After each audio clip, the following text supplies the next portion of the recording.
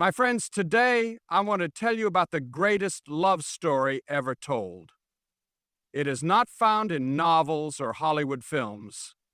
It is not a fleeting romance or an emotion that fades with time. This love story is written in blood, sealed in sacrifice, and offered freely to every soul on earth. It is the story of God's unchanging, unfailing, and unconditional love for you. Before the foundations of the earth, God had a plan to love you, to redeem you, to call you His own. His love is not based on your past, your failures, or your mistakes. The Bible says in Jeremiah 31:3, I have loved you with an everlasting love. I have drawn you with unfailing kindness. His love has no limits, no conditions, and no expiration date. When sin separated humanity from God, love stepped in. Jesus Christ, the Son of God, came down from heaven to bridge the gap. He took upon himself the punishment we deserved.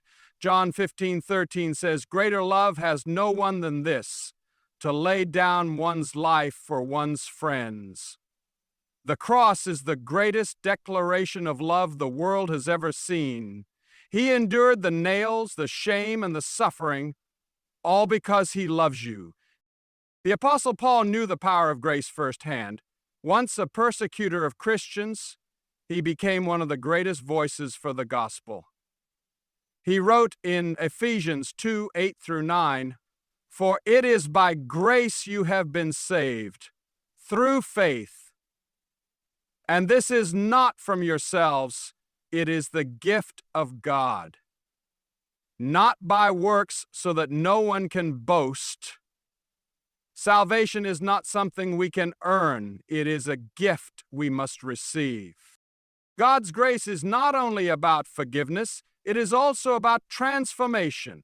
It doesn't just wipe away our past, it empowers us to live a new life.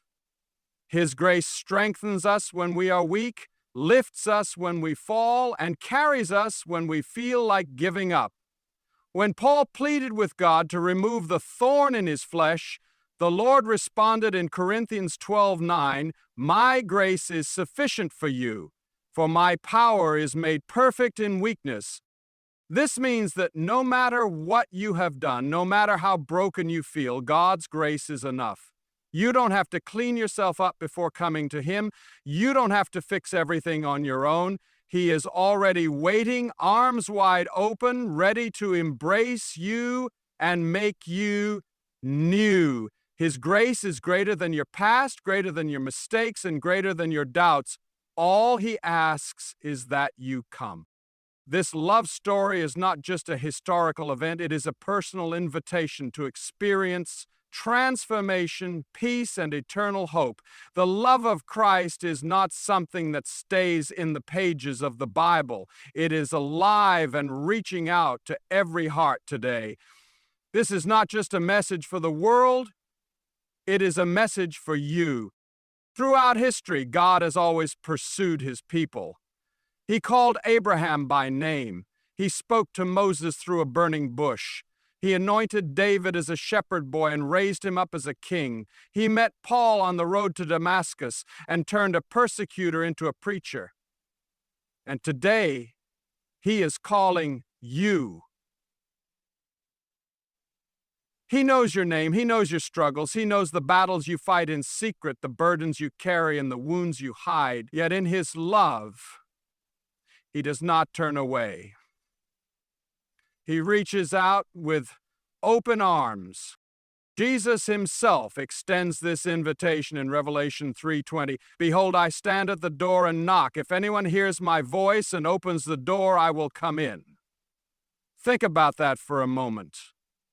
The Creator of the universe is knocking at the door of your heart. He is not forcing His way in. He is waiting for you to invite Him into your life. This invitation is not about religion, it is about relationship. Many people know about God, but few truly know Him. They may have heard of His love, but they have never experienced it personally. But Jesus is not distant or unreachable. He longs to be close, to walk with you, to guide you, and to fill your life with peace that surpasses all understanding. Maybe you feel unworthy. Maybe you think your past disqualifies you.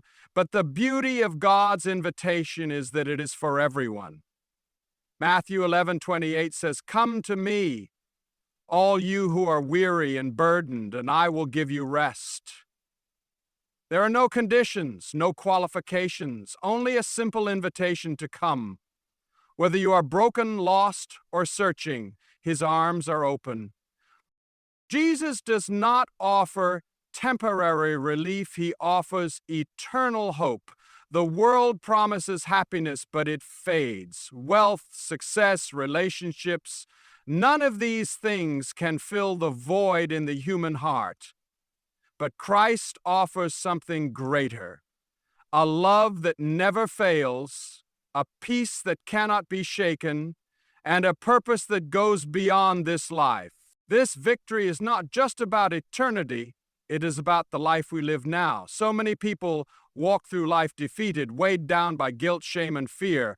But when you are in Christ, you are no longer a slave to your past.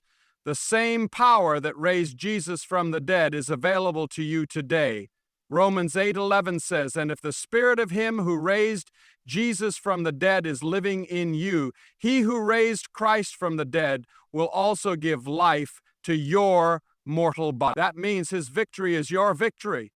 Victory in Christ means you are no longer defined by your failures. It means your identity is no longer in what you have done, but in what he has done for you.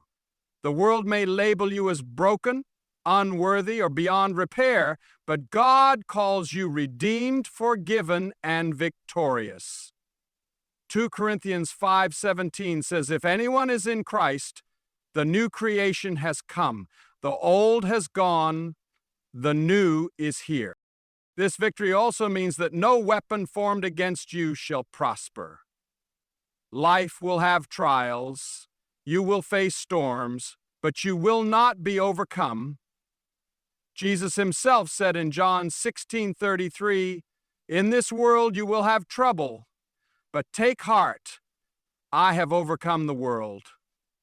The resurrection of Christ guarantees that no matter what you face, whether pain, loss, or uncertainty, you have the victory in him.